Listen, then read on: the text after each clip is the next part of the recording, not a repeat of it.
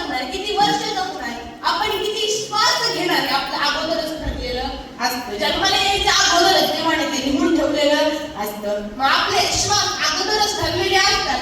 मग अगोदर जरी श्वास ठरलेले असले पण तुम्हाला वाटतं ना आपण जास्त दिवस जगावं, पण जास्त दिवस जगावं असं जर वाटत असेल तर आपली जास्तीत जास्त पावलं कुठल्या दिशेने चालली पाहिजेत, तर या मंदिराच्या दिशेने, देवाच्या दिशेने, धर्म मंडपाच्या दिशेने आपली पावलं चालली पाहिजेत. आता आज माझं कीर्तन या ठिकाणी आहे. तुम्ही इतके वेळ बाहेर वाट पाहिली, आता बराच उशिरा कीर्तन सुरू झालं, तुम्ही एवढे वेळ बाहेर वाट पाहिली आणि एवढे वेळ वाट पाहिली तर वाट पाहिली आणि इकडे येताना तुमची पावलं ही मंडपाकडे चालत येत होती. मग चालत येताना तुम्ही जेवढे श्वास घेतली तर जेवढे वेळ तुम्ही वाट पाहिली तेवढे श्वास तुमचे मोजले गेले.